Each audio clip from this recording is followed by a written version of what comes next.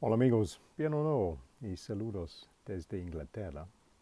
El tema de hoy es actitud o attitude y cómo nuestro pensamiento con nosotros mismos y nuestro pensamiento en relación con nuestros estudios y el resultado que nosotros queremos hacer tiene un muy gran impacto en cómo nosotros podemos avanzar y también para disfrutar el proceso. So, actitud es el tema de hoy. So, hello again from England. Attitude. Attitude plays a part very, very important in all the process we're getting ready to do because, as we know, learning a new language is a long process. Um, we can reach a reasonable competence fairly quickly, but honestly, to take it to that magic level of fluency is going to take us some time. Because really, if we think about it, the opportunities are virtually endless in the new language in terms of what we can learn, vocabulary, themes, ways we can speak, the whole thing. Is a huge area for us to master. So our attitude plays a great part in this. Partly it's for us being confident, positive,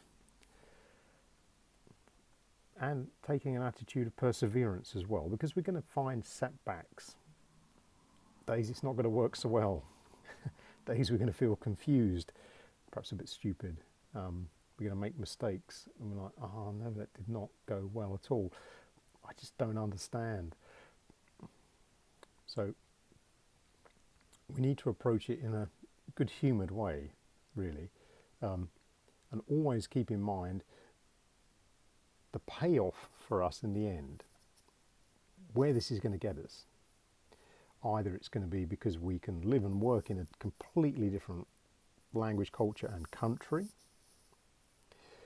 or perhaps we just are going to enjoy more kind of the job we do where we use the language and the general contact we have with all the other things that go with a new language, you know, people, culture, all that kind of stuff, history, whole thing.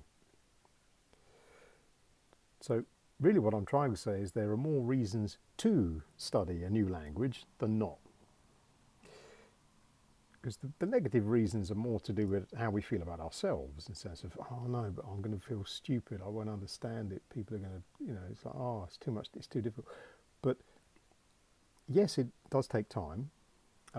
It can feel like hard work, because you can keep revising this and I don't remember it, I still don't understand.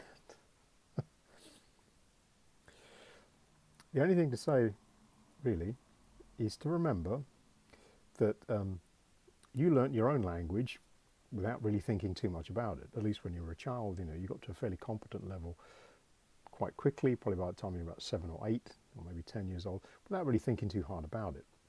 But then you had to start doing proper study, right?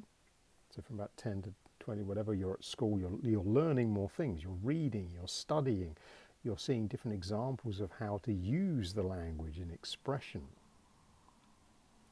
And then as we have more conversations, depending on the kind of jobs we do and this kind of thing, we can improve the way we communicate with others. And this becomes the thing. Perhaps we focus more on when we're adults. It's not so much learning the rules of the language, it's the fact of using it as a tool to communicate better. But in all cases, our attitude to how we handle those interactions with other people, whether we go into it with a positive sense or we go into it with a pessimistic view of, oh, it's going to go wrong, will change a lot of what we get back. So it's very important, as well as planning for our practice and the technical aspects of what we need to do to improve our language skills. It's very, very important to have a clear idea of where you want this to go. Where's the end point? It doesn't matter when that is, but where ultimately do you want to be? So in my case, I'm using my Spanish so I can go back and live in Colombia, because that's the place I'm aiming to go. So I know that to live and enjoy there properly, I need to be able to speak Spanish, because if I don't, it's going to be very, very difficult. But that's fine, because I like it there, and that's my plan. So my end point, although I don't put a time limit on it, is that's where it's going to be. Now, you may have a slightly different plan for yourself, but look at it like that. Don't put a time limit on it, but at least have something that you can aim at, so you can think positively, look, that's where it's going to be in the end. Finally, I'm going to get there. It might take a lot longer than you think. There may be quite a few setbacks on the way, things that don't go quite so well, and you think, oh, I'm still struggling with that. But every day you do get better. And if you remember that really you are making progress, and different things can demonstrate this to you.